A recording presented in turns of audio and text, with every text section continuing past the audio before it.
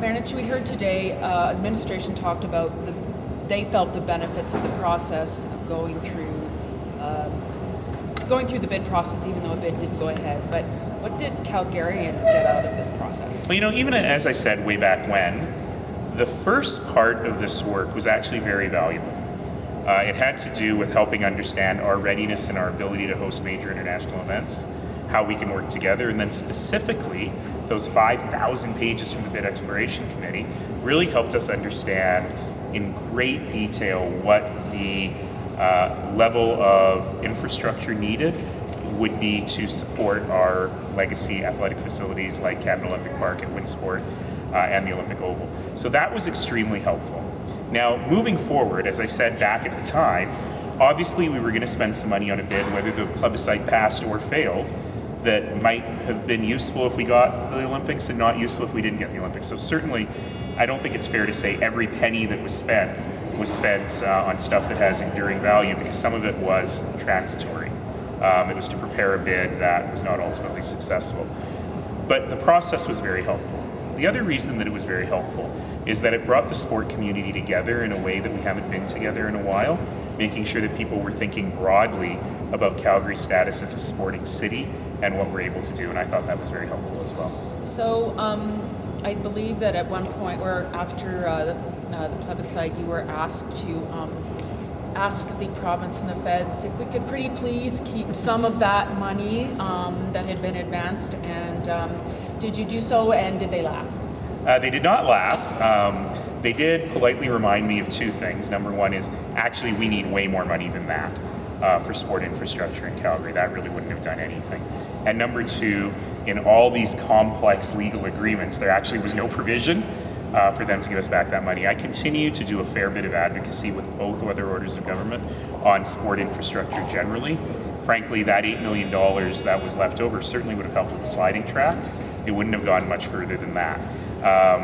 That said, certainly I continue to advocate for a bigger investment in Calgary sport infrastructure, starting with the $8 million for the sliding track. So I was going to ask, that you anticipated my next question, what can the city do to save that track? Does it want to, or what can it do to help save the track? I was very disappointed in how that all played out.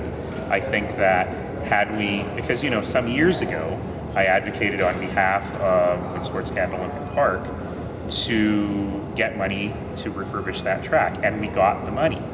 And what I hadn't known was that the amount of money we got once they went out to market was actually not sufficient. I wish I had known that. I think we would have had a very different results on the future of that sliding track. I continue to believe that is a relatively small investment for a very large benefit, and I'll continue to make that case to the other orders of government. Do you worry that Calgary's status as Canada's winter sports city is in jeopardy? Yes, I do. And not just because of the Olympics, but more because of the fact that we had to have the Plan B in place. So, the funny thing about this is it's not really the city's responsibility to fund high-performance sport. It's a pretty clear delineation. The city funds rinks for kids, the city funds amateur sport, the city funds healthy lifestyle stuff for citizens, and high-performance sport is really the work of the provincial and federal governments. But that said, it's important that all of that work together. And so, the decision on the ski jump, for example, was a very difficult decision, but it was a decision that was made really understanding that it's a relatively small sport and a relatively high cost to maintain. I think the sliding is quite different. The sliding is a sport that is actually large by Winter Olympic sport standards and was really something quite special and unique for Calgary, and was a relatively small amount of money to keep going. So I think that's a case that I continue to make. So when you were referencing before, I think the original renovation cost of the track was $20 million, and then all of a sudden it went to $25 million. Is that what you're referencing? Exactly. Okay. I don't have those exact numbers at the top of my head, but the point being, we got the money that I got them the money they were asking for, and I wish that we had been asked for an additional when the price went up, rather than being here reading about it in the newspaper.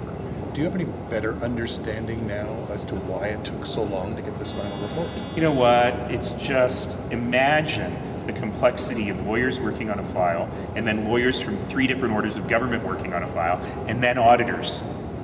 Yeah, I don't even want to think about it. but I'm very happy that we got there now. The last forever to hear about the Olympics. Oh, well, no, I'm launching our bid for the 2032 Summer Games. I'll probably be doing that sometime in August. You going to work with Don on that? I'm kidding. An Olympic pool and a Just track. tweet it now. An arena just for basketball. This is exactly the right time to make that case. How you doing there, Mr. Dipple? The mind wobbles a little. You know, we did need some closure on this. In fact, I heard Mr. Dipple this morning in a funny interview, which basically said, "Is this still going on? Didn't we forget entirely about it the day after the plebiscite?" We do need to move on. There are lots of great opportunities for Calgary going forward. 8 more years, sir. $400,000 parked there for 8 more years. Yeah, you know, you just got to be careful on these things, just in case there are, shall we say, any new demands on that money that we are unaware of now. Can I ask You can imagine what that might be. lawyers? Oh, those people again. There was somebody who tweeted that they knew somebody who was on like a 2-year contract. For the next 2 years, they'd be working on Olympic matters. There is no Olympic matter to work on. So why would the city have somebody on contract doing that? Shouldn't believe everything you read on Twitter. The organization is now wound up. Okay. Do you want to talk golf courses? Wait, Good. one more Olympic question. We heard Councillor Collier, who moved that motion, talk about all the things that we lose with the demise of an Olympic bed. It was broad, right? She put through in green city, affordable housing, arts and culture, renovations to those recreation facilities. Did we really lose all that? Can we still do those things? What did we lose with this bid? We lost a bunch of stuff.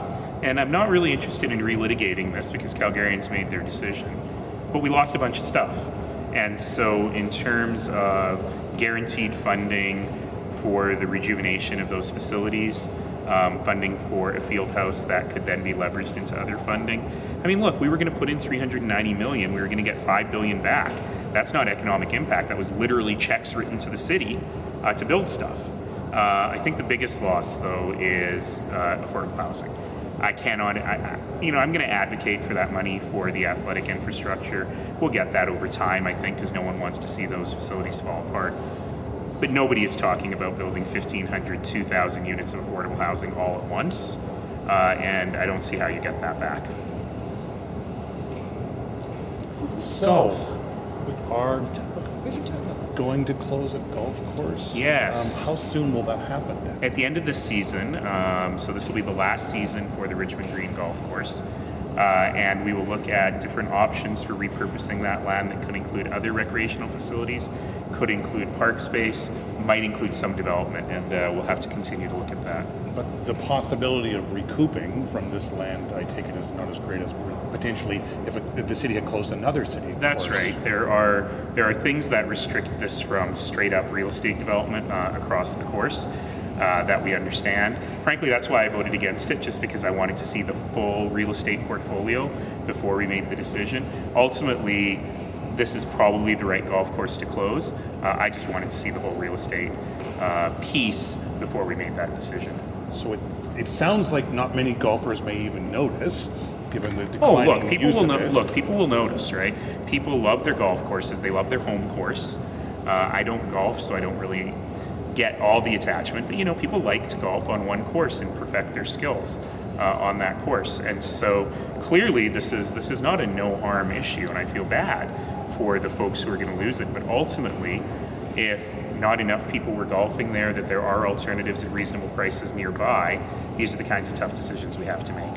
What would you say to the people who live nearby, who are used to looking at a city golf course that maybe won't be in the future, in terms of what can possibly go there as opposed to what cannot go? So we don't know yet. That was one of the reasons I voted against it, because I wanted a better answer to that question for the community. That said, we are committed to speaking with the people in the community and figuring out what the community's needs are. All right. Thank you. Thank you. Okay. Soon.